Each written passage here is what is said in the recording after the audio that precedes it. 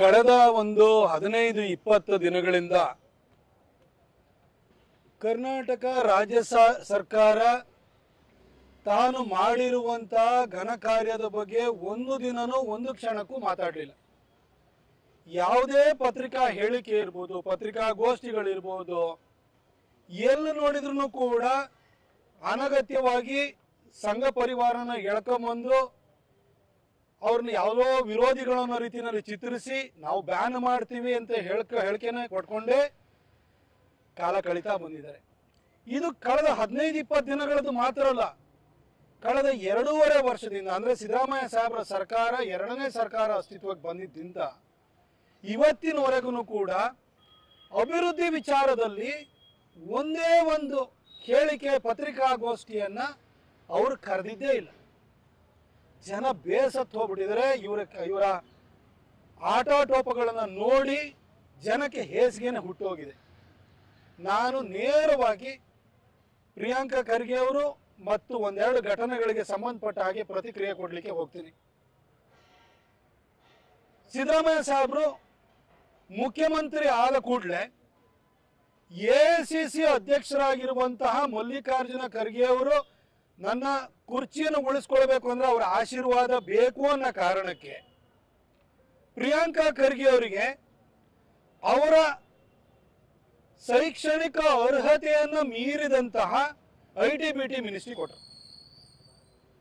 ಗ್ರಾಮೀಣಾಭಿವೃದ್ಧಿ ಮತ್ತು ಪಂಚಾಯತ್ ರಾಜ್ ಇಲಾಖೆಯನ್ನು ಕೊಟ್ಟರು. ಎರಡೂ ಕೂಡ ಅತ್ಯಂತ ಗುರುತರವಾದಂಥ ಇಲಾಖೆಗಳು. ಗ್ರಾಮೀಣಾಭಿವೃದ್ಧಿ ಮತ್ತು ಪಂಚಾಯತ್ ರಾಜ್ ಇಲಾಖೆಯಲ್ಲಿ ಹಳ್ಳಿನಲ್ಲಿ ಒಂದು ಸಿಸಿ ರಸ್ತೆ ಮಾಡುವಂಥದ್ದು ಇರ್ಬೋದು, ಕಾಲೋನಿಗಳಿರ್ಬೋದು, ಹಾಡಿಗಳ ಉದ್ಧಾರ ಇರ್ಬೋದು, ಪ್ರತಿಯೊಂದನ್ನು ಕೂಡ ಅದರ ಕೆಳಗಡೆ ಬರುತ್ತೆ. ಗ್ರಾಮಗಳ ಅಭಿವೃದ್ಧಿಯೂ ಕೂಡ ಅದರ ಸಂಪೂರ್ಣ ಜವಾಬ್ದಾರಿಯನ್ನು ಅವರಿಗೆ ಕೊಟ್ಟರು. ಅದರ ಜೊತೆಗೆ ಅವರಿಗೆ ಐಟಿ-ಬಿಟಿ ಮಿನಿಸ್ಟರ್ ಕೊಟ್ಟರು. ಗ್ರಾಮಗಳ ಶ್ರೇಯೋಭಿವೃದ್ಧಿ ಹಾಗೂ ಯುವಕರ ಭವಿಷ್ಯದ ದೃಷ್ಟಿಯಿಂದ ಐಟಿ-ಬಿಟಿ ಸೆಕ್ಟರ್ಗಳಿಗೆ ಅತಿ ಹೆಚ್ಚು ಉತ್ತೇಜನ ಕೊಟ್ಟು ಉದ್ಯೋಗ ಸೃಷ್ಟಿ ಮಾಡುವಂತಹ ಜವಾಬ್ದಾರಿಯನ್ನು ಕೂಡ ಕೊಟ್ಟರು. ಆದರೆ 2.5 ವರ್ಷದಲ್ಲಿ ಪ್ರಿಯಾಂಕಾ ಖರ್ಗೆ ತಾನು ಮಾಡಿದಂತಹ ಕೆಲಸದ ಬಗ್ಗೆ, ಸಾಧನೆ ಬಗ್ಗೆ ಒಂದಾದರೂ ಪತ್ರಿಕಾಗೋಷ್ಠಿಯನ್ನ ಕರೆದಿದರ, ತಾನು ಇಂಥ ಒಂದು ಶ್ಲಾಘನೀಯ ಕೆಲಸವನ್ನ ಮಾಡಿದ್ದೀನಿ ಅಂತ ಹೇಳಿ ಯಾವತ್ತಾರು ಎದೆ ತಟ್ಟಿ ಹೇಳಿದ್ದಾರೆ. ಆದ್ರೆ ಪ್ರಿಯಾಂಕಾ ಖರ್ಗೆ 2.5 ವರ್ಷದಿಂದಲೂ ಪ್ರತಿನಿತ್ಯನೂ ಕೂಡ ಬಿಜೆಪಿ ಬೈಯೋದು, RSS ಬೈಯೋದು, ಸಂಘ ಪರಿವಾರ ಅಂತ ಬೈಯೋದು ಬಿಟ್ರೆ ಏನೂ ಮಾಡಲಿಲ್ಲ. ನಾನಿವತ್ತು ಪ್ರಿಯಾಂಕಾ ಖರ್ಗೆ ಅವ್ರನ್ನ ಕೇಳ್ತೀನಿ, ಪ್ರಿಯಾಂಕಾ ಖರ್ಗೆ ಅವರೇ, ನಿಮ್ಮ ಅಪ್ಪನ ಮೆಚ್ಚೋದಕ್ಕೋಸ್ಕರ 2 ಮಿನಿಸ್ಟ್ರಿ ಕೊಟ್ಟರು. ಆ ಮಿನಿಸ್ಟ್ರಿ ಬಗ್ಗೆ ಒಂದು ದಿನನೂ ಮಾತಾಡಲಿಲ್ಲ.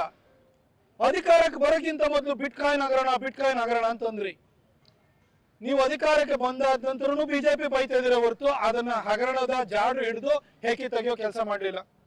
PSI ಹಗರಣ ಅಂತ ನೀವೇ ಪತ್ರಿಕಾಗೋಷ್ಠಿಯನ್ನ ಕರೆದು ಹೇಳಿದ್ರಿ. ಆದ್ರೆ ನೀವು ಅಧಿಕಾರಕ್ಕೆ ಬಂದಾದ ನಂತರ ಅದ್ರ ಬಗ್ಗೆ ಮಾತೇ ಇಲ್ಲ. ಸಾಕ್ಷ್ಯ ಕೊಡಿ ಅಂತ ನಿಮಗೆ ಪೊಲೀಸರು ನೋಟಿಸ್ ಕೊಟ್ಟಾಗ್ಲೂ ನಾನು ಯಾಕೆ ಕೊಡಬೇಕು ಅಂತ ಹೇಳಿದ್ರಿ. 40% ಸರ್ಕಾರ ಅಂತ ಹೇಳಿದ್ರಿ, ಅದ್ರ ಬಗ್ಗೆನೂ ಮಾತಿಲ್ಲ. ಅದಕ್ಕೊಂದು ಸಮಿತಿ ಅಂತ ಮಾಡಿದ್ರೆ ಅದು ನೀವೇ ಬರ್ಖಾಸ್ತು ಮಾಡಿದ್ರಿ. PCM ಅಂತ ಹೇಳಿದ್ರಿ, ಅದ್ರ ಬಗ್ಗೆನೂ ಮಾತಾಡಿಲ್ಲ. ಅದ್ರ ಬಗ್ಗೆನೂ ಇವತ್ತು ನೀವು ಅಧಿಕಾರಕ್ಕೆ ಬಂದಾದ್ಮೇಲೆ ಏನು ಮಾತಾಡ್ತಾ ಇಲ್ಲ. ಬದಲಾಗಿ ಮತ್ತೆ ಮತ್ತೆ ತರಾವರಿ ಹೇಳಿಕೆಗಳನ್ನ, ಆರೋಪಗಳನ್ನ ಮಾಡ್ತಾ ಇದ್ದೀರಿ. ಪ್ರಿಯಾಂಕಾ ಅವರೇ, ದೀಪಾವಳಿ ಕಳೀತು, ದಯವಿಟ್ಟು ಇನ್ನಾದ್ರೂ ನಿಲ್ಲಿಸಿ. ರಾಜ್ಯದ ಜನತೆಗೆ ನಿಮ್ಮ ಇಲಾಖೆಗೆ ಸಂಬಂಧಪಟ್ಟಂತೆ ಬಹಳಷ್ಟು ಪ್ರಶ್ನೆಗಳಿದಾವೆ, ಅದಕ್ಕೆ ಉತ್ತರ ಕೊಡಿ. ಸಿದ್ದರಾಮಯ್ಯ ಸಾಹೇಬರು ಪಂಚ ಗ್ಯಾರಂಟಿಗಳಲ್ಲಿ ಯುವ ನಿಧಿ ಕೊಡ್ತೀನಿ ಅಂತ ಹೇಳಿದ್ರು. ಸರ್, ಯುವಕರಿಗೆ ಉದ್ಯೋಗವನ್ನ ಪಡ್ಕೊಳ್ಳೋಕ್ಕಿಂತ ಮೊದಲು ನಿಮಗೊಂದಷ್ಟು ಸಹಾಯಧನ ಅಂತ ಹೇಳಿದ್ರು. ಯುವ ನಿಧಿ ಇವತ್ತವರೆಗೂ ಪ್ರಾರಂಭ ಮಾಡಿದ್ರೆ ಸರ್, ಯುವ ನಿಧಿನೂ ಪ್ರಾರಂಭ ಮಾಡಲಿಲ್ಲ. ಯುವಕರಿಗೆ ಉದ್ಯೋಗ ಸೃಷ್ಟಿ ಮಾಡುವಂತಹ ಕಂಪನಿಗಳು ಕೂಡ ಕರ್ನಾಟಕವನ್ನು ಬಿಟ್ಟು ಹೊರಗಡೆ ಹೋಗ್ತಾ ಇದ್ದಾವೆ. ಬರುವಂತವು ಕೂಡ ಪಕ್ಕದ ರಾಜ್ಯಗಳನ್ನು ಹುಡುಕ್ತಾ ಇದ್ದಾವೆ. ಯಾಕಾಗಿ sir? Sir, artificial intelligence Google hub ಏನಿದೆಯಲ್ಲ, ಯಾಕಾಗಿ ಬೆಂಗಳೂರನ್ನ ಬಿಟ್ಟು ವಿಶಾಖಪಟ್ಟಣಂಗೆ ಹೋಯ್ತು ಸರ್? ಇದೇ ಮೈಸೂರಿನಲ್ಲಿ ಡಾಕ್ಟರ್ ಅಶ್ವಥ್ ನಾರಾಯಣ್ ಅವರು ಐಟಿ-ಬಿಟಿ ಮಿನಿಸ್ಟರ್ ಇರಬೇಕಾದ್ರೆ ನಾವು ಕೋಚನಹಳ್ಳಿನಲ್ಲಿ ಜಾಗವನ್ನು ಗುರುತು ಮಾಡಿ ಏರ್ಪೋರ್ಟ್ ಎಕ್ಸ್ಪಾನ್ಷನ್ಗೆ ಹೋಗಿ ನಾವು ಸೆಮಿ ಕಂಡಕ್ಟರ್ ಯೂನಿಟ್ ಅನ್ನು ಮಾಡಬೇಕು ಅಂತ ಹೇಳಿ ಕೇನ್ಸ್ ಟೆಕ್ನಾಲಜಿ ಅವ್ರನ್ನು ಕೂಡ ಕನ್ವಿನ್ಸ್ ಮಾಡಿದ್ದು. ನಮ್ಮ ಸರ್ಕಾರ ಹೋಯ್ತು, ನೀವು ಅಧಿಕಾರಕ್ಕೆ ಬಂದ್ರಿ, ನೀವೇ ಮುಖ್ಯಮಂತ್ರಿಗಳ ಸಮ್ಮುಖದಲ್ಲಿ ಕೇನ್ಸ್ ಟೆಕ್ನಾಲಜಿಯ ಮುಖ್ಯಸ್ಥರು, ನೀವು ಸ್ವತಃ ಮುಖ್ಯಮಂತ್ರಿಗಳು MOUಗೆ ಸೈನ್ ಹಾಕಿದ್ರಲ್ಲ ಸರ್. ಅದೇ ಕೇನ್ಸ್ ಟೆಕ್ನಾಲಜಿ 3,750 ಕೋಟಿ ರೂಪಾಯಿನ ಮೈಸೂರಿನಲ್ಲಿ ಇನ್ವೆಸ್ಟ್ಮೆಂಟ್ ಮಾಡ್ತೀನಿ ಅಂತ ಹೇಳಿತ್ತು. ಇಲ್ಲಿ ಬಂದು ನಿಮ್ಮ ಹತ್ರ MOU ಸೈನ್ ಮಾಡಿ ತೆಲಂಗಾಣಕ್ಕೆ ಹೋಗಿ ಯಾಕೆ ಸರ್ ಗುದ್ಲಿ ಪೂಜೆ ಮಾಡಿದ್ರು? ನಿಮ್ಮ ಹತ್ರ MOU ಸೈನ್ ಹಾಕಿದ ನಂತರ ಗುದ್ಲಿ ಪೂಜೆ ಇಲ್ಲಾಗದ್ ಬಿಟ್ಟು ತೆಲಂಗಾಣದಲ್ಲಿ ಆಗ್ತಾ ಇದೆ ಅಂತಂದ್ರೆ ಅಲ್ಲಿ ಏನಾದ್ರು ಕೇಳಿದ್ರ ಸರ್? ಖರ್ಚಿಗೆ ಏನಾದ್ರು ಕೇಳಿದ್ರ ನೀವು? ಯಾಕಾಗಿ ಹೋದ್ರು ಹೇಳಿ ದಯವಿಟ್ಟು. ಹಾಗೆ ಹಬ್ ವಿಶಾಖಪಟ್ಟಣಂಗೆ ಹೋಗ್ತಾ ಇದೆ ಅಂತ ಹೇಳಿದ್ರೆ ಹೈಯೆಸ್ಟ್ ಟೆಕ್ನೋಕ್ರಾಟ್ ಸಿಗುವಂಥದ್ದು, ಟ್ಯಾಲೆಂಟೆಡ್ ಯಂಗ್ಸ್ಟರ್ ಸಿಗುವಂಥದ್ದು ನಮ್ಮ ಕರ್ನಾಟಕದಲ್ಲಿ ಆಗಿದ್ರು, ಅಲ್ಲಿಗೆ ಹೋಗ್ತಾ ಇದೆಯಲ್ಲ, ಕಾರಣ ಏನು ಹೇಳಿ ಸರ್? ಯಾವ ಕಂಪನಿಗಳು ಆ ಕಡೆ ಹೋಗ್ತಾ ಇದಾವೆ ಸರ್? ನೀವೇನಂತ ಹೇಳ್ತಾ ಇದ್ರಿ? ಆಂಧ್ರದಲ್ಲಿ ಅವರಿಗೆ 99 ಪೈಸಕ್ಕೆ 1 ಎಕರೆ ಜಾಗ ಕೊಡ್ತೀವಿ, ಕರೆಂಟ್ ಅನ್ನ ಫ್ರೀ ಕೊಡ್ತಾ ಇದ್ದಾರೆ, ಏನೋ ನೀರನ್ನ ಫ್ರೀ ಕೊಡ್ತಾ ಇದ್ದಾರೆ, ಅದಕ್ಕೋಸ್ಕರ ಹೋಗ್ತಾ ಇದಾರೆ ಅಂತ ಹೇಳ್ತಿರಲ್ಲ ಸರ್. ಪ್ರಿಯಾಂಕಾ ಖರ್ಗೆ ಅವರೇ, ನೀವು ಅದ್ಯಾವುದೋ ಸಿದ್ಧಾರ್ಥ ಟ್ರಸ್ಟ್ ಅಂತ ಮಾಡ್ಕೊಂಡು ಪುಕ್ಕಟಾಗಿ ಭೂಮಿ ಹೊಡ್ಕೊಂಡ್ರಲ್ಲ, 5 ಎಕರೆ ಜಾಗ ಹೊಡ್ಕೊಳಕ್ ಹೋಗಿದ್ರಲ್ಲ, ಕಂಪನಿ ಕೊಡ್ಬೋದಿತ್ತಲ್ವಾ ನೀವು ಅಂತ ಅದೇ ಜಾಗನ? ಆಯ್ತು, ನೀವು ಬೆಂಗಳೂರಲ್ಲಿ ಕೊಡಕ್ ಆಗ್ತಿಲ್ವಾ? Tier 2 Tier 3 ಸಿಟೀಸ್ ಇದೆಯಲ್ಲ, ಮೈಸೂರಲ್ಲಿ ಕೊಡಿ, ಪುಕ್ಕಟ ಜಾಗ ಕೊಡಿ. ಮೈಸೂರಿನಲ್ಲಿ ಉದ್ಯೋಗ ಸೃಷ್ಟಿ ಆಗ್ಬೇಕು. ಬೆಂಗಳೂರು ಮೈಸೂರು ಹೈವೇ ಮಾಡಿದ್ವಿ, ರೈಲ್ವೆ ಇಂಪ್ರೂವ್ ಮಾಡಿದ್ವಿ, ಏರ್ಪೋರ್ಟ್ ಎಕ್ಸ್ಪಾನ್ಷನ್ ದುಡ್ಡು ತಂದಿದ್ವಿ. ಮೈಸೂರಲ್ಲಿ ಕೊಡ್ಬೋದಿತ್ತಲ್ಲ ಸರ್? ಬೇಡ ಸರ್. ಇಡೀ ದೇಶದಲ್ಲೇ ಅತ್ಯಂತ ಹಿಂದುಳಿದ ಜಿಲ್ಲೆಗಳಲ್ಲಿ ಕಲಬುರಗಿಯು ಕೂಡ ಒಂದಾಗಿದೆ. ಇಡೀ ಕಲ್ಯಾಣ ಕರ್ನಾಟಕ ಅತ್ಯಂತ ಹಿಂದುಳಿದವಾದಂತಹ ಒಂದು ಪ್ರದೇಶವಾಗಿದೆ. ಅಲ್ಲಿ ಫ್ರೀಯಾಗಿ ಕೊಡಿ ಸರ್. ನೀವು ಅಲ್ಲೇ ಕೊಡ್ಲಿಲ್ಲ. ಇದೇ SM ಕೃಷ್ಣ ಅವರು ಈ ಹಿಂದೆ ಈ ರಾಜ್ಯದ ಮುಖ್ಯಮಂತ್ರಿ ಆಗಿದ್ದಂತ ಸಂದರ್ಭದಲ್ಲಿ ಸರ್ಜಾಪುರ ರೋಡ್ ಅಲ್ಲಿ ಇನ್ಫೋಸಿಸ್ ಸಹಿತವಾಗಿ ಎಲ್ಲರಿಗೂ ಪುಕ್ಕಟ ಭೂಮಿ ಕೊಟ್ರೇ ಇಲ್ವಾ? ಮೈಸೂರಿನಲ್ಲಿ ಕೊಟ್ರೇ ಇಲ್ವಾ? ಅವತ್ತು ಟ್ಯಾಕ್ಸ್ ಹಾಲಿಡೇ ಕೊಟ್ರೇ ಇಲ್ವಾ? ಆ ಕಾರಣಕ್ಕೋಸ್ಕರ ಇವತ್ತು ಬೆಂಗಳೂರು ಕಾಮಧೇನುವಾಗಿದೆ ಕರ್ನಾಟಕದ ಪಾಲಿಗೆ. SM ಕೃಷ್ಣ ಅವರ ವಿಷನ್ ಇಂದ ಆಗಿದ್ದು. ಬಾಡಿಗೆ ಅವರು ಅವತ್ತು ಎಲೆಕ್ಟ್ರಾನಿಕ್ ಸಿಟಿ ಮಾಡಿದ್ರು. ದೇವರಾಜ್ ಅರಸು ಅವರ ಕೃಪೆ, ರಾಮಕೃಷ್ಣ ಹೆಗಡೆ ಅವರ ಕೃಪೆಯಿಂದಾಗಿ ಇವತ್ತು ಬೆಂಗಳೂರಿನಲ್ಲಿ ಎಲೆಕ್ಟ್ರಾನಿಕ್ ಸಿಟಿ ಅನ್ನೋದು ಬೆಳೀತು. ನಾವು ಆ ಕೆಲಸ ಮಾಡಿದ್ರಿಂದಲೇ ಬೆಂಗಳೂರು ಬೆಳೆದಿದ್ದು. ಬೆಂಗಳೂರು ಇವತ್ತು ಉಸಿರು ಕಟ್ಟುವಂತ ಸ್ಥಿತಿ ಬಂದಿದೆ. ಬೇಡ, ಮೈಸೂರಿಗೆ ಕಳಿಸಿ ಸರ್, ಕಲಬುರಗಿ ಕಳಿಸಿ, ಕೋಸ್ಟಲ್ ಲೈನ್ ಬೇಕು ಅಂದ್ರೆ ಮಂಗಳೂರಿಗೆ ಕಳಿಸಿ, ಕಾರವಾರ ಇದೆ ನಮಗೆ, ಬೆಳಗಾವಿ ಕಳಿಸಿ. ನೀವು ಇದು ಯಾವ ಜಾಗ ನಿಮಗೆ ಕಾಣಿಸ್ತಾ ಇಲ್ವಾ? ಎಲ್ಲಿ ಕೊಡಿ ಸರ್? ಬೆಂಗಳೂರಲ್ಲೇ ಯಾಕೆ ಕೊಡ್ಬೇಕು? ಇದಕ್ಕೆ ಉತ್ತರ ಇಲ್ಲ ನಿಮ್ಮ ಹತ್ರ. ಅಲ್ಲಿ ಫ್ರೀ ಕೊಟ್ಬಿಟ್ರಂತೆ, ಅಲ್ಲಿಗೆ ಹೋದ್ರಂತೆ. ಫ್ರೀ ಕೊಡಿ, ಬೇರೆ ನಮ್ಮಲ್ಲಿ Tier 2 Tier 3 ಸಿಟೀಸ್ ಅಲ್ಲಿ ಕೊಡಿ ಸರ್. ಇವತ್ತು ಕಲಬುರಗಿ ಅತ್ಯಂತ ಹಿಂದುಳಿದ ಜಿಲ್ಲೆ ಆಗಿದಾರ. 45 ವರ್ಷ ನೀವು ಅಪ್ಪ ಮಗ ದರ್ಬಾರ್ ಮಾಡಿದಿರಲ್ಲ. ಇವತ್ತು ಹಿಂದುಳಿದ ಪ್ರದೇಶ ಯಾಕಾಗಿದೆ ಸರ್? ಅತ್ಯಂತ ಹಿಂದುಳಿದ ಜಿಲ್ಲೆಯಲ್ಲಿ ಕಲಬುರಗಿ ಯಾಕೆ ಒಂದಾಗಿದೆ? ಶೈಕ್ಷಣಿಕವಾಗಿ ಯಾಕೆ ಹಿಂದುಳಿದಿದ್ದಾರೆ ಸರ್? ಕಷ್ಟದಿಂದ ಬಂದಿರೋರಿಗೆ ಓದುವಂತಹ ಉಮೇದ್ ಇರುತ್ತೆ ಸರ್. ನಿಮ್ ತಂದೆಯನ್ನು ನೋಡಿ, ರಜಾಕರ್ಸು ಇಡೀ ಕುಟುಂಬವನ್ನ ಸುಟ್ಟಾಕಿದ್ರು ಕೂಡ ನಿಮ್ ತಂದೆ ಲೋನ್ ಸರ್ವೈವರ್ ಓದಿ ಅವರು ವಿದ್ಯಾವಂತರಾದ್ರು. ಇಲ್ಲೇ ಸಿದ್ದರಾಮಯ್ಯನವರು ಕುಂಟಿನಲ್ಲಿ ಹುಟ್ಟಿ ಕುರಿ ಕಾಯುವಂತ ಸಮುದಾಯದಲ್ಲಿ ಹುಟ್ಟಿದವರು, ಅವರನ್ನು ಕೂಡ ವಕೀಲರಾದ್ರು, ಅಡ್ವೊಕೇಟ್ ಆಗಿ ಬೆಳೆದ್ರು. ನೀವು ಎಲ್ಲಾ ಸುಭಿಕ್ಷೆಯನ್ನು ಇಟ್ಕೊಂಡು ಬಂದು PUC ಫೇಲ್ ಆದ್ರಿ.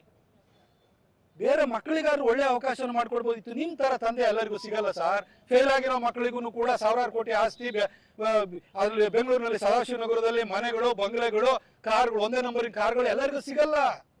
ಆ ತರ ಎಲ್ಲರೂ ಮಾಡ್ಕೊಡಕ್ಕಾಗಲ್ಲ. ಆ ಕಲಬುರಗಿ ಮಕ್ಕಳ ಭಾಗ ಆದ್ರೂ ಯೋಚನೆ ಮಾಡ್ಬೋದಿತ್ತು.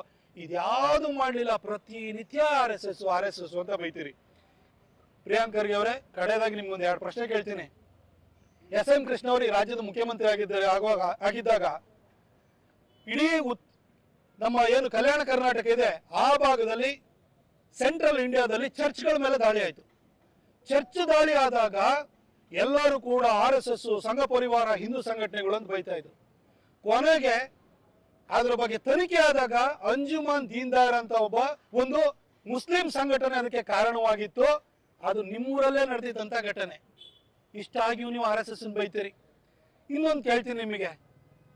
UN ಡೆಸಿಗ್ನೇಟೆಡ್ ಟೆರರ್ ಆರ್ಗನೈಸೇಷನ್ಸ್ ಅಂತ ಇರುತ್ತೆ. ಅಂದ್ರೆ ವಿಶ್ವಸಂಸ್ಥೆ ಇಂತಿಂತವು ಭಯೋತ್ಪಾದಕ ಸಂಘಟನೆಗಳು, ಇಂತಿಂತವರು ಭಯೋತ್ಪಾದಕರು, ಸಮಾಜಘಾತಕ ಕಾರ್ಯದಲ್ಲಿ ತೊಡಗಿದ್ದಾರೆ, ಪ್ರತ್ಯೇಕವಾದ ತೊಡಗಿದ್ದಾರೆ ಅಂತ ಅವರು ಲಿಸ್ಟ್ ಅನೌನ್ಸ್ ಮಾಡ್ತಾರೆ. UN ಡೆಸಿಗ್ನೇಟೆಡ್ ಟೆರರ್ ಆರ್ಗನೈಸೇಷನ್, ವಿಶ್ವಸಂಸ್ಥೆ ಘೋಷಣೆ ಮಾಡಿರುವಂತಹ ಟೆರರ್ ಆರ್ಗನೈಸೇಷನ್ ಅಲ್ಲಿ ಒಂದಾದ್ರೂ ಹಿಂದೂ ಸಂಘಟನೆಗಳು ಸಂಸ್ಥೆಗಳು ಇದಾವ ಹೇಳಿ ಸರ್. ಒಬ್ಬ ಹಿಂದೂ ಆದ್ರೆ ಇದಾನ ಅದರಲ್ಲಿ ಹೇಳಿ ಸರ್. ಆದ್ರೂ ಕೂಡ ಹಿಂದೂ ಸಮಾಜದ ಬಗ್ಗೆ ಮಾತಾಡ್ತೀರಿ. ಅವ್ರ UN ಡೆಸಿಗ್ನೇಟೆಡ್ ಟೆರರ್ ಆರ್ಗನೈಸೇಷನ್ ಅಲ್ಲಿ ಅಲ್ ಖೈದಾ ಇದೆ, ISIS ಇದೆ, ಅಬು ಸಯಾಫ್ ಇದೆ, ತೆಹ್ರೀಕೆ ಪಾಕಿಸ್ತಾನ್ ಇದೆ, ಅನ್ಸರ್ ದೀನಾ ಇದೆ, ಹಿಜ್ಬುಲ್ ಮುಜಾಹಿದೀನ್ ಇದೆ. ಈ ತರ ಸಂಘಟನೆಗಳು ಎಲ್ಲ ಇಸ್ಲಾಮಿಕ್ ಸಂಘಟನೆಗಳಿದೆ. ಆದ್ರೂ ಕೂಡ ಸಮಾಜ ಉಳಿಯುವಂತವ್ರು ಯಾರೋ ಸಂಘ ಪರಿವಾರದವರು ಅಂತ ಮಾತಾಡ್ತಿರ್ತೀರಿ ಸರ್. ಸಮಾಜಕ್ಕೆ ಅರಿವಿದೆ, ವಿವೇಚನೆ ಇದೆ. ದಯವಿಟ್ಟು ಈ ತರ ದಾರಿ ತಪ್ಪಿಸುವಂತ ಮಾತನ್ನ ಬಿಟ್ಟುಬಿಟ್ಟು ಇನ್ನು ಮುಂದಾದ್ರೂ ಕೂಡ ನಿಮ್ಗೆ ಕೊಟ್ಟಿರುವಂತಹ ಗುರುತರ ಇಲಾಖೆ, ಗ್ರಾಮೀಣಾಭಿವೃದ್ಧಿ ಮತ್ತು ಪಂಚಾಯತ್ ರಾಜ್ ಇಲಾಖೆ, ಅದರಲ್ಲಿ ವಾಟರ್ ಸಪ್ಲೈ ಡಿಪಾರ್ಟ್ಮೆಂಟ್ ಕೂಡ ಅದರಲ್ಲೇ ಬರುತ್ತೆ. ಜಲ್ ಜೀವನ್ ಮಿಷನ್ ಊರೂರಿಗೆ ಕುಡಿಯೋ ನೀರನ್ನು ಕೊಡುವಂಥದ್ದಿದೆ, ಹಳ್ಳಿಗಳ ಉದ್ಧಾರ ಇದೆ. ಹಾಗೂ ಯುವ ನಿಧಿ ಅಂತೂ ಕೊಡ್ಲಿಲ್ಲ. ಅಟ್ಲೀಸ್ಟ್ ಯುವಕರಿಗೆ ಉದ್ಯೋಗ ಸೃಷ್ಟಿ ಮಾಡಬೇಕು, ಅದ್ರ ಬಗ್ಗೆ ಫೋಕಸ್ ಮಾಡಿ. ಬ್ಲಾಕ್ ಬಕ್ ಕಂಪನಿಯವರು ರಸ್ತೆ ಸರಿ ಇಲ್ಲ ಅಂತ ಹೇಳಿ ನಾವು ಬೇರೆ ಕಡೆ ಹೋಗ್ಬೇಕು ಅಂತ ಯೋಚನೆ ಮಾಡಿದ್ರೆ DK ಶಿವಕುಮಾರ್ ಧಮ್ಕಿ ಹಾಕಿದ್ರೆ ಒಂದು ಮಾತಾಡ್ಲಿಲ್ಲ ನೀವು. ಇವತ್ತು ಬೆಂಗಳೂರಿನಲ್ಲಿ ಕಂಪನಿಗಳು ಉಳಿಸ್ಕೊಳ್ಳಿಲ್ಲ ಅಂದ್ರೆ ಬೆಂಗಳೂರು ಏನಾಗ್ಬೋದು? ಬೆಂಗಳೂರಿಂದ ಬರ್ತಾ ಇರೋ ಆದಾಯವನ್ನು ಇದು ಕರ್ನಾಟಕದಲ್ಲಿ ಎಲ್ಲ ಅಭಿವೃದ್ಧಿ ಕಾರ್ಯಗಳಿಗೆ ವಿನಿಯೋಗ ಮಾಡ್ತಾ ಇದೀವಿ. ಆ ಬೆಂಗಳೂರಿಂದ ಕಂಪನಿಗಳು ಇವತ್ತು ಕಾಲ್ ಕೇಳುವಂತ ಸ್ಥಿತಿ ಬಂದೋಗಿದೆ. ನೀವು IT BT ಮಿನಿಸ್ಟರ್ ಆಗಿ ಒಂದು ದಿನನೂ ಮಾತಾಡ್ಲಿಲ್ಲ. ಅದು ಬಿಟ್ಬಿಟ್ಟು 50 ವರ್ಷದಿಂದ ಬೆಳೆದಿರುವಂತ ಬೆಂಗಳೂರು ಬಗ್ಗೆ ಎಲ್ಲದನ್ನು ತೆಗೆದು ನಿಮ್ಮ ಅಕೌಂಟ್ ಅನ್ನೋ ರೀತಿಯಲ್ಲಿ ಪತ್ರಿಕೆಗಳ ಬಗ್ಗೆ ಹೇಳಿಕೆ ಕೊಡ್ತೀರಿ ಸರ್. ನೀವೆಂತೂ ವಿದ್ಯೆ ಕಲಿಲ್ಲ. ವಿದ್ಯೆ ಕಲ್ತಿರುವಂತಹ ಬಡವರಿಗೆ ಉದ್ಯೋಗ ಸೃಷ್ಟಿ ಮಾಡುವಂತ ಕೆಲಸದ ಮೇಲೆ ಇನ್ನು ಮುಂದೆ ಫೋಕಸ್ ಮಾಡಿ ಅಂತ ಹೇಳಿ ನಿಮ್ಮನ್ನು ವಿನಮ್ರವಾಗಿ ಕೇಳ್ಕೊಳ್ತೀನಿ ಸರ್. ಅಲ್ಲ, AI ಗೂಗಲ್ದು AI ಹಬ್ಬು ನಿಮ್ಗೆ ವಿಶಾಖಪಟ್ಟಣಂ ಅಂತ ಜಾಗಕ್ಕೆ ಹೋಗುತ್ತೆ ಅಂತಂದ್ರೆ ಬೆಂಗಳೂರಿನ ಸಿಲಿಕಾನ್ ವ್ಯಾಲಿ ಆಫ್ ಇಂಡಿಯಾ ಅಂತ ಹೇಳ್ತಾರೆ. ಟ್ಯಾಲೆಂಟ್ ಇರುವಂತದ್ದು ಇಲ್ಲಿರುವಂತ ಸೆಮಿಕಂಡಕ್ಟರ್ ಯೂನಿಟ್ ಹಾಕ್ತಿವಿ ಅಂತ ಬಂದಂತ ಕೇನ್ಸ್ ಟೆಕ್ನಾಲಜಿ ಅವರು ತೆಲಂಗಾಣಕ್ಕೆ ಓಡೋಗ್ತಾರೆ. ಈ ತರ ಸ್ಥಿತಿ ಹೋದರೆ ಬೆಂಗಳೂರಿಂದ ಒಂದೊಂದೇ ಕಂಪನಿಗಳು ಕಾಲ್ ಕಿತ್ಕೊಂಡು ಹೋದ್ರೆ ನಮ್ಮ ಮಕ್ಕಳಲ್ಲಿಗೆ ಹೋಗ್ಬೇಕು, ನಮ್ಮ ಎಜುಕೇಟೆಡ್ ಯಂಗ್ಸ್ಟರ್ ಎಲ್ಲಿಗೆ ಹೋಗ್ಬೇಕು? ಬೆಂಗಳೂರಿಗೆ ಕೆಟ್ಟ ಹೆಸರು ಬರ್ತಾ ಇದೆ. ರಸ್ತೆ ಎಲ್ಲ 1 ಕಿಲೋಮೀಟರ್ ರಸ್ತೆನೂ ಕೂಡ ಗುಂಡಿ ಇಲ್ದಲೆ ಸಿಗ್ತಾ ಇಲ್ಲ. DK ಶಿವಕುಮಾರ್ ಅವರಿಗೆ ಮುಖ್ಯಮಂತ್ರಿ ಆಗುವಂತ ಧಾವಂತ ಇದೆ ಹೊರತು 2.5 ವರ್ಷದಲ್ಲಿ ಬೆಂಗಳೂರು ಅಭಿವೃದ್ಧಿ ಮಾಡಿದ್ರು. ಅವರು ಏನು ಮಾಡ್ತಿಲ್ಲ, ರೈತರದ್ದು ಭೂಮಿನ ಕಬಳಿಸ್ಕೊಂಡು ಇವಾಗ 3 ಪಟ್ಟು ಕೊಡ್ತೀವಿ 4 ಪಟ್ಟು ಕೊಡ್ತೀವಿ ಅಂತ ಬೆಂಗಳೂರನ್ನ ಯಾಕೆ ಎಕ್ಸ್ಪ್ಯಾಂಡ್ ಮಾಡ್ತಾ ಇದ್ರಿ ನೀವು? Tier 2 Tier 3 ಸಿಟಿಸನ್ ಬೆಳೆಸಿ. SM ಕೃಷ್ಣ ಅವರಂತಹ ದೂರದೃಷ್ಟಿ ಇರುವಂತಹ ಮಹಾನುಭಾವ ಈ ರಾಜ್ಯದ ಮುಖ್ಯಮಂತ್ರಿ ಆಗಿದ್ದ. ಆತನವ್ರು ಕೊಟ್ಟಿದ್ದು ಕಾಂಗ್ರೆಸ್. ಇವತ್ತು ಮೈಸೂರಲ್ಲಿ ಇನ್ಫೋಸಿಸ್ ಬಂದಿರೋದಿರ್ಬೋದು, ಅದೇ ಮಂಗಳೂರಿನಲ್ಲಿ ಇನ್ಫೋಸಿಸ್ ವಿಪ್ರೋ ಬಂದಿದ್ದಿರ್ಬೋದು, ಹುಬ್ಬಳ್ಳಿನಲ್ಲಿ ಇನ್ಫೋಸಿಸ್ ಇರುವಂತದ್ದು ಇರ್ಬೋದು. SM ಕೃಷ್ಣ ಅವ್ರ ಕೊಡುಗೆ ಆ ದಾರಿನಲ್ಲಿ ಹೋಗೋದು ಬಿಟ್ಟು ಇವತ್ತು ಬೆಂಗಳೂರಿನಲ್ಲಿ SM ಕೃಷ್ಣ ಅವರ ಕಾಲದಲ್ಲಿ ಬಂದಂತ ಕಂಪನಿಗಳು ಕೂಡ ಬೇರೆ ರಾಜ್ಯಕ್ಕೆ ಪಲಾಯನ ಮಾಡುವಂತ ಸ್ಥಿತಿ ಬಂದೋಯ್ತು ಅಂದ್ರೆ ನಮ್ಮ ಮಕ್ಕಳು ಎಲ್ಲಿಗೆ ಹೋಗ್ಬೇಕು? ಈ ರಾಜಕಾರಣಿ ಮಕ್ಕಳಿಗೆ ಅವ್ರ ಅಪ್ಪಂದಿರು ಮಾಡಿರ್ತಾರೆ, ಅನ್ಯ ಮಾರ್ಗದಲ್ಲಿ ದುಡ್ಡು ಮಾಡಿ ಇಟ್ಟಿರ್ತಾರೆ. ಆದ್ರೆ ಸಾಮಾನ್ಯ ಜನರ ಮಕ್ಕಳು ಎಲ್ಲಿಗೆ ಹೋಗ್ಬೇಕು? ಇದು ನಮ್ಮ ಕನ್ಸರ್ನು. ಅದಕ್ಕೋಸ್ಕರವಾಗಿ ನಾವು ಕೇಳ್ಕೊಳ್ತಾ ಇರುವಂತದ್ದು, ಇನ್ನಾದ್ರೂ ಕೂಡ ದಿನ ಈ ಕರ್ಕಶ ಧ್ವನಿಯಲ್ಲಿ ಪತ್ರಿಕಾ ಹೇಳಿಕೆಯನ್ನು ಕೊಡೋದು ಬಿಟ್ಟು ಅಭಿವೃದ್ಧಿ ಕಾರ್ಯದ ಬಗ್ಗೆ ಮಾತಾಡಿ. ಗೂಗಲ್ ಹಬ್ ಏನಿದೆಲ್ಲ ಅದು ಯಾಕೆ ಅಲ್ಲಿಗೆ ಹೋಯ್ತು? ಕೇನ್ಸ್ ಟೆಕ್ನಾಲಜಿ ಅವರು ಮೈಸೂರಿನಲ್ಲಿ ಏನು ಸೆಮಿಕಂಡಕ್ಟರ್ ಯೂನಿಟ್ ಹಾಕ್ತೀವಿ ಅಂತ ಹೇಳ್ಬಿಟ್ಟು ಅವ್ರು ಯಾಕೆ ಹೋಗಿ ತೆಲಂಗಾಣದಲ್ಲಿ ಭೂಮಿ ಪೂಜೆನ ಮಾಡಿದ್ರು? ಬ್ಲಾಕ್ ಬಕ್ ಕಂಪನಿಯವರು ಅವರೊಂದು ರಸ್ತೆ ಮಾಡ್ಕೊಡಿ ಅಂತ ಹೇಳಿ ಕೂಡ ಅವರಿಗೆ DK ಶಿವಕುಮಾರ್ ಧಮ್ಕಿ ಹಾಕಿದ್ರು ಕೂಡ ಪ್ರಿಯಾಂಕ್ ಖರ್ಗೆ ಯಾಕೆ ಮಾತಾಡ್ತಾ ಇಲ್ಲ? ಅದನ್ನ ದಯವಿಟ್ಟು ಹೇಳಬೇಕು.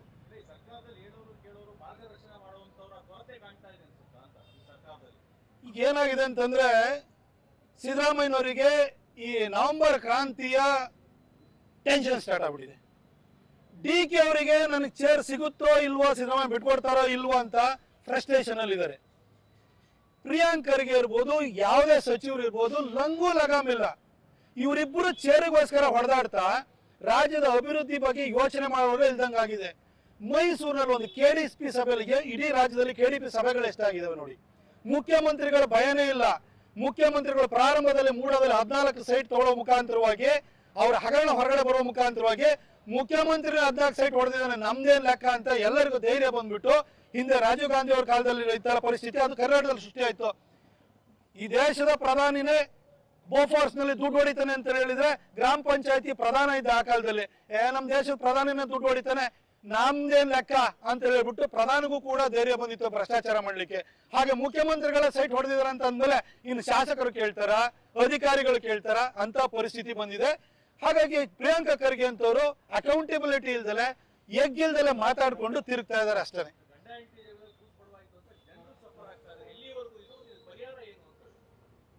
ಪರಿಹಾರ ಈ ಸರ್ಕಾರ ತೊಲಗಬೇಕು. ಆದ್ರೆ ತೊಲಗಬೇಕು ಅಂತ ಹೇಳಿದ್ರೆ 2028ವರೆಗೂ ಕಾಯಲೇಬೇಕು.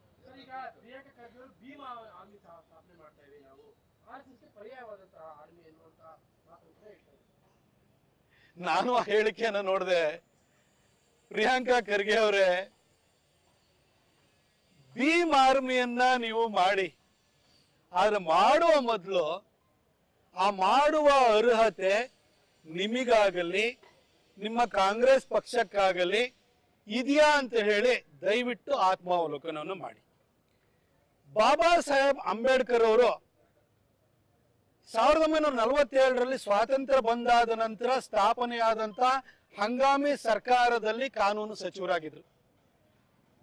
Hindu code bill for women ಅಂತ ಹೇಳ್ಬಿಟ್ಟು ಮಹಿಳೆಯರಿಗೆ ಆಸ್ತಿ ಹಕ್ಕು ಸೇರಿದಂತೆ ಬಹಳಷ್ಟು ಅಧಿಕಾರಗಳನ್ನ ಕೊಡ್ಲಿಕ್ಕೆ ಆ ಬಿಲ್ ಅನ್ನು ತರಬೇಕಾದ್ರೆ ಅದನ್ನ ಅಪೋಸ್ ಮಾಡಿ ಅದು ಕಾನ್ಸ್ಟಿಟ್ಯೂಯೆಂಟ್ ಅಸೆಂಬ್ಲಿನಲ್ಲಿ ಬಿದ್ದೋಂಗ್ ಮಾಡಿ ಅಂಬೇಡ್ಕರ್ ಅವರು ಮನನೊಂದು ಸಂಪುಟಕ್ಕೆ ರಾಜೀನಾಮೆ ಕೊಟ್ಟು ಹೊರಗಡೆ ಬರಲಿಕ್ಕೆ ಕಾರಣೀಭೂತರು ಯಾರು ಹೇಳಿ?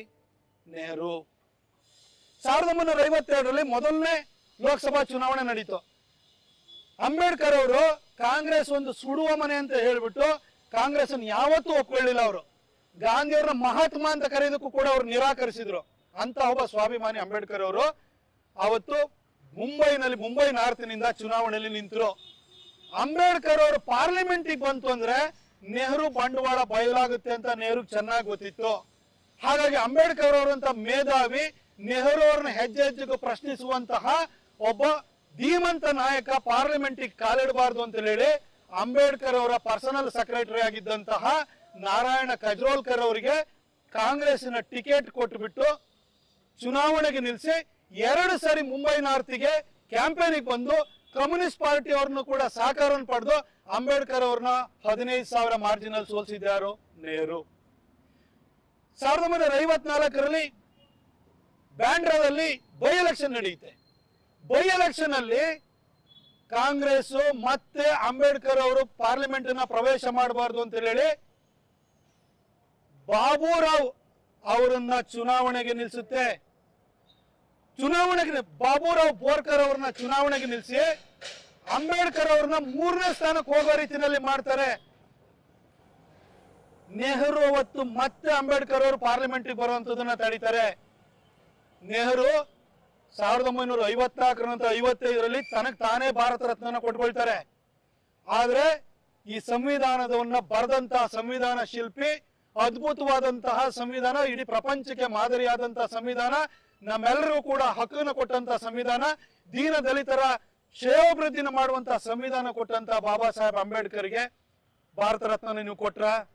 ಕೊಡ್ಲಿಲ್ಲ. ನೆಹರು ತನಗೆ ತಾನೇ ಕೊಟ್ಕೊಂಡ್ರು. 54ರಲ್ಲಿ 55ರಲ್ಲಿ 71ರಲ್ಲಿ ಇಂದಿರಾ ಗಾಂಧಿ ಬಂದ್ರು, ತನಗೆ ತಾನೇ ಭಾರತ ರತ್ನ ಕೊಟ್ಕೊಂಡ್ರು. ಆದ್ರೆ ಅಂಬೇಡ್ಕರ್ ಅವ್ರಿಗೆ ಕೊಡ್ಲಿಲ್ಲ. ಆದ್ರೆ ಅಂಬೇಡ್ಕರ್ ಅವ್ರನ್ನ ಮೊದಲನೇ ಚುನಾವಣೆಯಲ್ಲಿ ಸೋಲಿಸಿದಂತಹ ನಾರಾಯಣ ಕಜ್ರೋಲ್ಕರ್ಗೆ ಪದ್ಮ ವಿಭೂಷಣ ಕೊಡ್ತೀರಿ. ಪ್ರಿಯಾಂಕಾ ಖರ್ಗೆ ಅವರೇ, ಅಷ್ಟು ಮಾತ್ರ ಅಲ್ಲ, ಅಂಬೇಡ್ಕರ್ ಅವರು 1956ರಲ್ಲಿ ತೀರ್ಕೊಂಡಾಗ ಅಂಬೇಡ್ಕರ್ ಅವರು ಗಾಂಧಿಗಿಂತ ಸಮನಾಗಿರ್ಲಿಲ್ವಾ? ಗಾಂಧಿ ಅಷ್ಟೇ ಸಮರ್ಥರಿರ್ಲಿಲ್ವಾ? ಅವ್ರ ಸಮುದಾಯಕ್ಕೆ ನ್ಯಾಯ ಕೊಡಬೇಕು ಅಂತ ಹೋರಾಟವನ್ನು ಮಾಡಿದಂಥವ್ರು ಅವರು, ನಮ್ಮೆಲ್ಲರಿಗೂ ಸಂವಿಧಾನ ಕೊಟ್ಟಂತವ್ರು. ಅವರ ಅಂತ್ಯ ಸಂಸ್ಕಾರವನ್ನ ಡೆಲ್ಲಿನಲ್ಲಿ ಮಾಡ್ದಂಗೆ ತಡೆದು ಬಿಟ್ಟು ಮುಂಬೈಗೆ ಹೆಣವನ್ನ ಸಾಗಿಸಿದವ್ರು ಯಾರು? ನೆಹರು. ಅವ್ರ ಮಗಳು ಅಂಬೇಡ್ಕರ್ ಅವ್ರನ್ನ ಸೋಲಿಸಿದವರಿಗೆ ಪದ್ಮವಿಭೂಷಣವನ್ನು ಕೊಡ್ತಾರೆ. ಪ್ರಿಯಾಂಕಾ ಖರ್ಗೆ, ನೀವು ನೆಹರು ಮರಿಮಗಳ ಹೆಸರಿಟ್ಕೊಂಡಿದ್ದೀರಿ, ಇಂದಿರಾ ಗಾಂಧಿ ಅವರ ಮೊಮ್ಮಗಳ ಹೆಸರಿಟ್ಕೊಂಡಿದ್ದೀರಿ.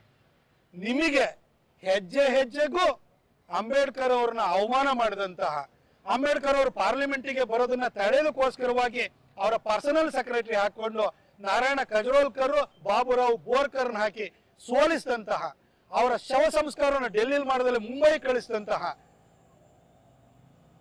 ನೆಹರು ಅವರ ಮರಿಮಗಳ ಹೆಸರಿಟ್ಕೊಂಡಿರುವಂತ ನಿಮಗೆ ಭೀಮ್ ಸೇನೆಯನ್ನ ಮಾಡಲಿಕ್ಕೆ, ಆರ್ಮಿಯನ್ನ ಮಾಡಲಿಕ್ಕೆ ನಿಮಗೆ ಅರ್ಹತೆ ಇದೆಯಾ ಹೇಳಿ? ಇಂದಿರಾ ಗಾಂಧಿ ಅವರ ಮೊಮ್ಮಗಳ ಹೆಸರಿಟ್ಕೊಂಡಿರುವ ನಿಮಗೆ ಅರ್ಹತೆ ಇದೆ ಹೇಳಿ? ನಿಮ್ಮ ಕಾಂಗ್ರೆಸ್ ಪಾರ್ಟಿಗೆ ಅರ್ಹತೆ ಇದೆಯಾ? ಅದನ್ನು ಹೇಳಿ ದಯವಿಟ್ಟು. ಆ ನಂತರ ಮಾತಾಡೋಣ. ಅದ್ರ ಜೊತೆ ಮುಂದುವರೆದು ಒಂದು ಸಣ್ಣದೊಂದು ವಿಚಾರ ಹೇಳ್ಬಿಡ್ತೀನಿ. ಪ್ರಿಯಾಂಕಾ ಖರ್ಗೆ ಅವರೇ, ಅಂಬೇಡ್ಕರ್ ಅವರಿಗೆ ಭಾರತ ರತ್ನ ಕೊಟ್ಟಿದ್ದು 1990ರಲ್ಲಿ ಬಿಜೆಪಿ ಬೆಂಬಲಿತ ವಿ.ಪಿ. ಸಿಂಗ್ ಸರ್ಕಾರ. ಅವತ್ತು ಅವರಿಗೆ ಭಾರತ ರತ್ನವನ್ನು ಕೊಡಬೇಕಾದ್ರೆ ಅದಕ್ಕೆ ಸಹಕಾರ ಕೊಟ್ಟಿದ್ದು, ಅವರ ಪಕ್ಷಕ್ಕೆ ಬೆಂಬಲ ಕೊಟ್ಟು ಸರ್ಕಾರವನ್ನು ನಡೆಸಲಿಕ್ಕೆ ಕಾರಣೀಭೂತರಾಗಿದ್ದು ಅಟಲ್ ಬಿಹಾರಿ ವಾಜಪೇಯಿ ಮತ್ತು ಲಾಲ್ ಕೃಷ್ಣ ಅಡ್ವಾಣಿ ಅನ್ನುವ ಇಬ್ಬರು RSS ನ ಸ್ವಯಂ ಸೇವಕರು. ಅದೇ ವರ್ಷ ಪಾರ್ಲಿಮೆಂಟ್ ಸೆಂಟ್ರಲ್ ಹಾಲ್ ಅಲ್ಲಿ ಅಂಬೇಡ್ಕರ್ ಅವರ ಭಾವಚಿತ್ರವನ್ನು ಅನಾವರಣ ಮಾಡಿದ್ದು VP ಸಿಂಗ್ ಸರ್ಕಾರ. ಮತ್ತೆ ಅದಕ್ಕೆ ಕಾರಣೀಭೂತರಾದವರು, ಅದಕ್ಕೆ ಧ್ವನಿಗೂಡಿಸಿದವರು ಅಡ್ವಾಣಿ ಮತ್ತು ವಾಜಪೇಯಿ ಅನ್ನುವ RSS ನ ಸ್ವಯಂ ಸೇವಕರು. ಅಂಬೇಡ್ಕರ್ ಅವರು ಉಳ್ಕೊಂಡಿದ್ದಂತಹ ಕಿಂಗ್ ಹೆನ್ರಿ ರಸ್ತೆ ಲಂಡನ್ ನಲ್ಲಿರುವಂತದ್ದನ್ನ ಜಾಗವನ್ನ 32 ಕೋಟಿಗೆ ಆಕ್ಷನ್ ಅಲ್ಲಿ ತಗೊಳ್ಳೋದಕ್ಕೆ ದೇವೇಂದ್ರ ಫಡ್ನವೀಸ್ ಸರ್ಕಾರ 2014ರಲ್ಲಿ ಬರಬೇಕಾಯ್ತು. ಆ ದೇವೇಂದ್ರ ಫಡ್ನವೀಸ್ ನಾಗ್ಪುರದ RSS ಶಾಖೆಯ ಒಬ್ಬ ಸ್ವಯಂ ಸೇವಕ. ಇವತ್ತು ಅಂಬೇಡ್ಕರ್ ಅವರು ಶಿಕ್ಷಣ ಪಡೆದಂತಹ ಕಿಂಗ್ ಹೆನ್ರಿ ರಸ್ತೆ, ಅವರು ಡೆಲ್ಲಿನಲ್ಲಿ ಉಳ್ಕೊಂಡಿದ್ದಂತಹ ಜಾಗ, ಅವರು ತೀರ್ಕೊಂಡಿದ್ದ ಜಾಗ, ಅವರು ಹುಟ್ಟಿದಂತಹ ಮಾವು, ಅವರು ಬೌದ್ಧ ಧರ್ಮವನ್ನು ಸ್ವೀಕರಿಸಿದಂತಹ ನಾಗಪುರ ಹಾಗೂ ಅವರನ್ನು ಅಂತ್ಯ ಸಂಸ್ಕಾರ ಮಾಡಿದಂತಹ ಮುಂಬೈ, ಈ ಲಿಸ್ಟು ಕೂಡ ಎಷ್ಟು ಕಡೆನೂ ಕೂಡ ಅವುಗಳನ್ನ 5 ಜಾಗಗಳನ್ನ ಪಂಚತೀರ್ಥಗಳಾಗಿ ಘೋಷಣೆ ಮಾಡಿದ್ದು ಈಗಿನ ಪ್ರಧಾನಿಯಾಗಿರುವಂತಹ ನರೇಂದ್ರ ಮೋದಿ ಎಂಬ RSS ನ ಸ್ವಯಂ ಸೇವಕ. ಅವ್ರನ್ನ ಬ್ಯಾನ್ ಮಾಡ್ತೀವಿ ಅಂತ ಹೇಳ್ತೀರ ಅಂತ ಹೊರಟಿದ್ದೀರಿ. ಪ್ರಿಯಾಂಕ್ ಅವ್ರಿಗೆ ಇತಿಹಾಸದ ಬಗ್ಗೆ ಜ್ಞಾನ ಇಲ್ಲ. ನಿಮ್ಮ ಅಪ್ಪನ ಕುಟುಂಬವನ್ನ ಸುಟ್ಟಾಕಿದವ್ರ ಬಗ್ಗೆ ಸಾಫ್ಟ್ ಕಾರ್ನರ್ ಇಟ್ಕೊಂಡು ದೇಶ ಕಟ್ಟೋರ ಬಗ್ಗೆ, ಅಂಬೇಡ್ಕರ್ ಅವರಿಗೆ ಅತಿ ಹೆಚ್ಚು ಗೌರವ ಕೊಟ್ಟವ್ರ ಬಗ್ಗೆ ಈ ತರ ದ್ವೇಷ ಇಟ್ಕೊಂಡಿದ್ದೀರಿ. ನೀವಂತೂ ಓದಿಲ್ಲ, ಆದ್ರೆ ಸಮಾಜದಲ್ಲಿ ಓದ್ದವರು, ತಿಳಿದವರು, ಜ್ಞಾನಿಗಳು, ಪ್ರಜ್ಞಾವಂತರು ಬಹಳ ಜನ ಇದ್ದಾರೆ. ಅವರೆಲ್ಲ ನೋಡ್ತಾ ಇದ್ದಾರೆ, ನೀವು ಪಾಠ ಕಲಿಸ್ತಾರೆ.